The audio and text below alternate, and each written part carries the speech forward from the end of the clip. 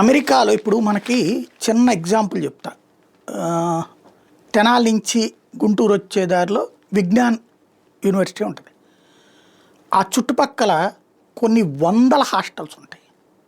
ఆ వందల హాస్టల్స్తో పాటు బార్బర్ షాపులు, ఫ్యాషన్ దగ్గర నుంచి, కర్రీ పాయింట్ల దగ్గర నుంచి, టిఫిన్ సెంటర్ల దగ్గర నుంచి రకరకాలు ఉంటాయి.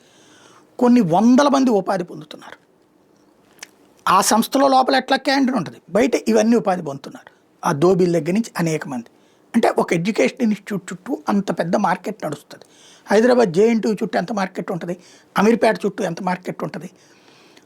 అది డైరెక్ట్ ప్రత్యక్షంగా ఒకటి, పరోక్ష ఉపాధి అవకాశాలు ఇవి ఉంటాయి.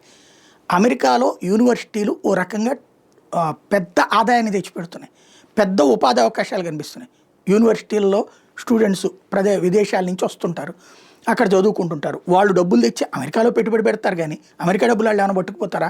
అయితే వాళ్ళు కొంత డబ్బులు తీసుకొని వచ్చి ఖర్చు పెడుతున్నారు, కానీ అక్కడ వేరే పనులు చేసుకుంటున్నారు. అలా చేసుకోవడం వల్ల అది అమెరికా వాళ్ళకు ఉపాధి అవకాశాలు కరువైపోతున్నాయి అని చెప్పేసి విద్యార్థుల మీద నానాహింస పెట్టి ఆపాడు.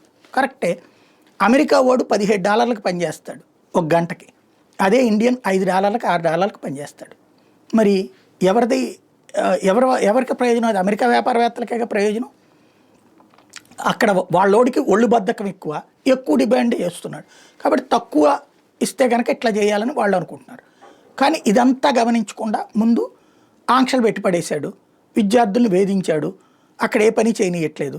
దీంతో ఇప్పుడు స్టూడెంట్స్ కెపాసిటీ తగ్గిపోయింది. 17% అంతర్జాతీయ విద్యార్థుల నమోదు తగ్గిపోయింది. రాబోయేటటువంటి రోజుల్లో ఆ యూనివర్సిటీలు మూతపడే పరిస్థితి ఉంటుంది. ఒక ఏడాది 2 ఏళ్లలో మరి సమస్యను పరిష్కరిస్తాడా లేకపోతే ఇట్లాగైనా అనేది చూడాలి.